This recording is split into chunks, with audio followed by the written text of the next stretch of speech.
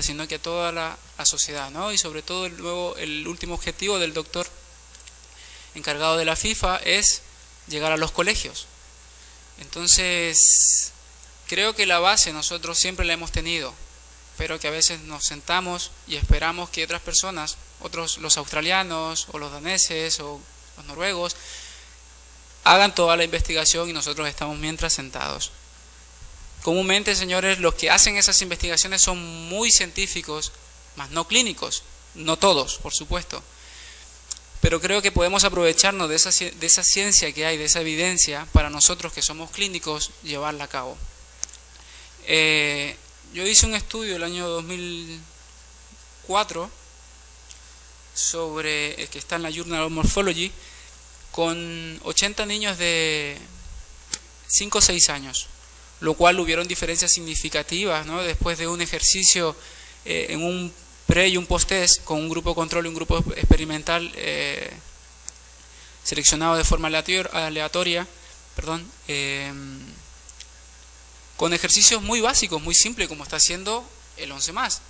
Los ejercicios básicos de equilibrio que hoy en día a todo le llamamos propiocepción, ¿no es cierto? Ejercicios básicos de cuadrupedia en niños, que también es propiocepción, ejercicios básicos de coordinación, que en el deporte podemos llamarle pliometría cuando se suma junto a otra destreza motriz.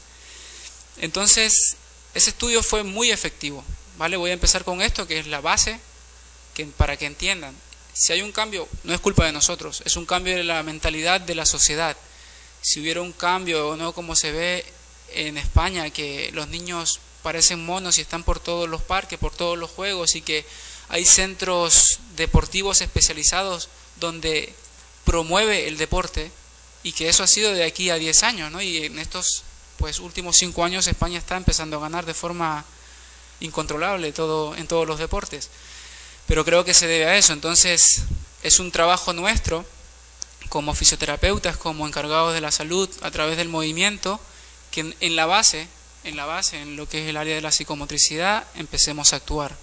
No esperemos elaborar métodos preventivos cuando ya no es prevención, sino que estamos reeducando. En ese momento podemos educar en niños que todavía no tienen bien estructurado lo que es un esquema corporal o una conciencia postural adecuada. Bueno, ayer dio una clase magistral el doctor Agredo, que me parece que es de esta casa. Sí, perfecto. Donde nos mostraba las evidencias para la prevención en el fútbol, ¿no? En el deporte, en el fútbol. Entonces yo voy a sumarme a esas evidencias que da el doctor Agredo. Y también habló de la cantidad que hay actualmente la cantidad actualmente que las personas que están practicando deporte, las personas que están practicando fútbol, ¿no es cierto?, que son aproximadamente unos 270 millones de personas en todo el mundo. Esto en el año 2006, imagínense lo que decía el doctor Agredo, bueno, iba por ahí, por esa cantidad. La cantidad de mujeres que están practicando el deporte actualmente es mucho más alto, y por eso es tan alto la incidencia de lesiones en ellos. La exigencia física y técnica del deporte hace que las lesiones sean muy elevadas, ¿no? Que tenemos diferentes patrones, gestos, cualidades físicas que nos llevan a tener estas lesiones en el fútbol. Aquí tenemos algunos, como los giros bruscos, acciones que involucran la carrera y el salto. Aquí tenemos las aceleraciones y las desaceleraciones en el deportista. Uno del caso que llama la atención, pues es el mejor, ¿no? El mejor del mundo, que hasta en el año 2008 era casi imposible evitar que se lesionara. No se sabía el porqué, qué fibras tenía, si era demasiado veloz, si su fuerza no era conveniente, pero actualmente vemos que es el mejor y que se ha prevenido muchísimo la lesión. Ahora, luego le mostraré algo del Club Fútbol Barcelona, lo que hace, cómo trabaja.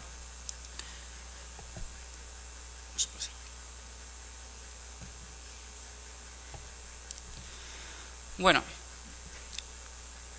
Dice Hoff en el año 2006, la carrera en diferentes intensidades es la acción más realizada durante el partido de fútbol.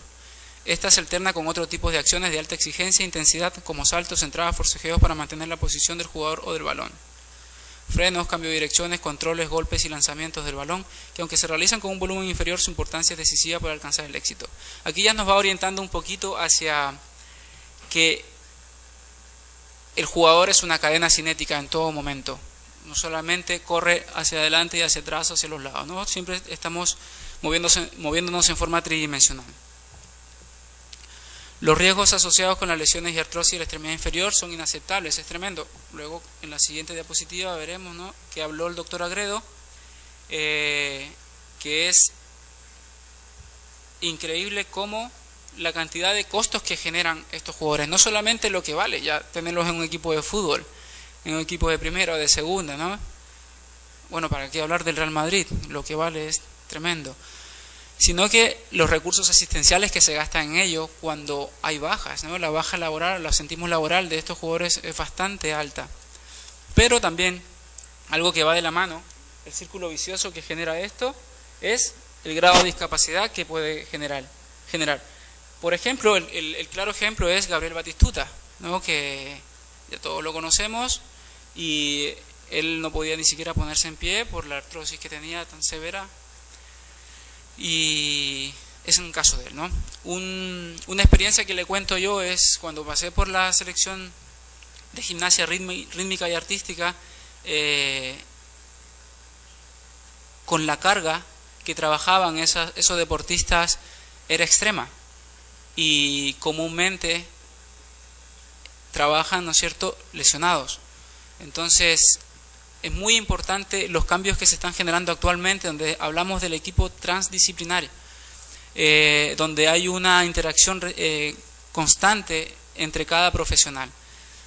Entonces, ¿para qué? Para evitar esto, porque sabemos que el deportista no pone límites, el deportista solamente quiere estar en activo, y nosotros somos sus pilares para ello, nosotros, el psicólogo, el médico y el resto del equipo.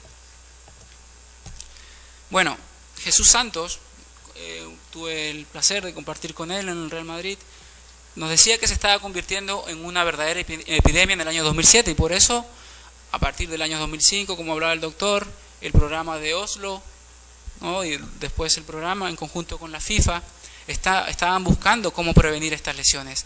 Pero, como siempre, el investigar es muy complicado, y sobre todo, ¿no es cierto?, investigaciones de primera calidad. Hablaba Jesús Santos que era muy frecuente la musculatura de muslo. De hecho, en el futbolista son las lesiones más frecuentes en conjunto con lo que es las esguince grado 2. ¿Por qué? Son biarticulares, hablaba ayer nuestro amigo José Menéndez, un músculo cuádriceps, trabaja en conjunto, trabaja solo por compartimientos, eso es muy difícil de saber, ¿no? Se me olvidó decirle cuando hablé de la tensegridad y la mecanotraducción, decirle que es muy difícil separar las fascias, y por eso hoy día se ha hablado tanto de la liberación miofacial.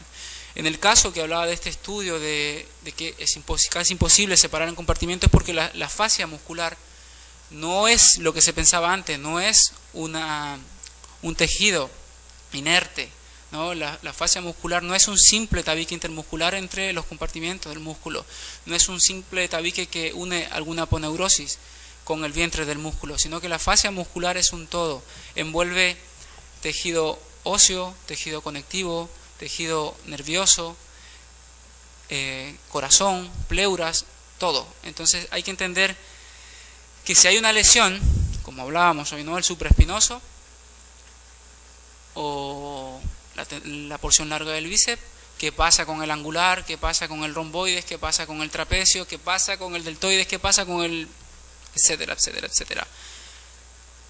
Ahí estamos hablando solamente de puntos dolorosos, de puntos gatillos, puntos trigger que todo el mundo lo conoce, una isquemia que se genera en la zona local. Entonces creo que no hablamos cosas de otro mundo, hablamos cosas que siempre hemos sabido, pero lo importante es que estamos aplicando técnicas novedosas. Bueno, técnicas novedosas, el punto trigger es una técnica bastante ya conocida, Pero la inducción miofacial es como una evolución del punto trigger. Perdón. La osteopatía es una evolución de la artroquinemática. Entonces simplemente vamos evolucionando, pero es lo mismo, hablamos de lo mismo. Y ahí está, ¿no es cierto?, nuestro gran jugador, Leo, con sus reiteradas lesiones. Aquí es donde hablamos siempre, constantemente, de cadenas.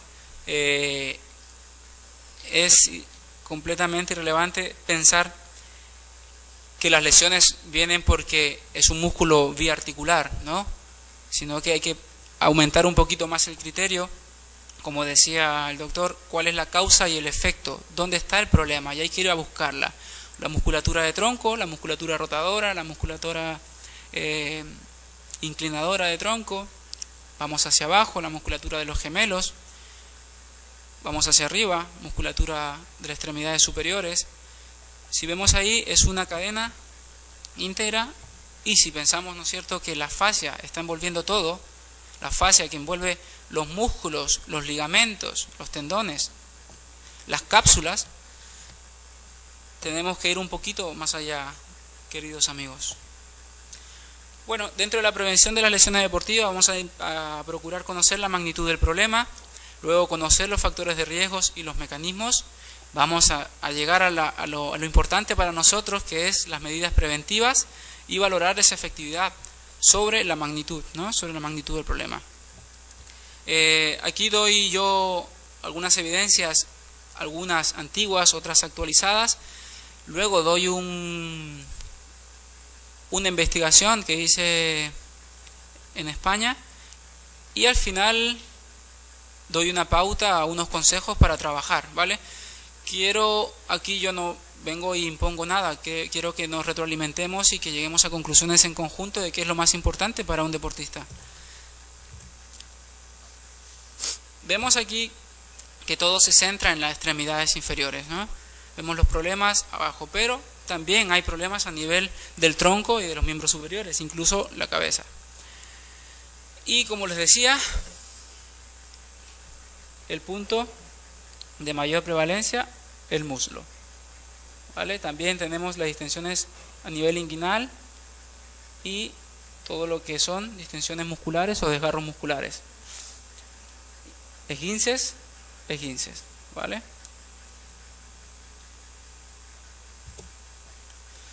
Bueno, aquí tenemos una revisión del Mundial de Fútbol del 2011, del 2002, donde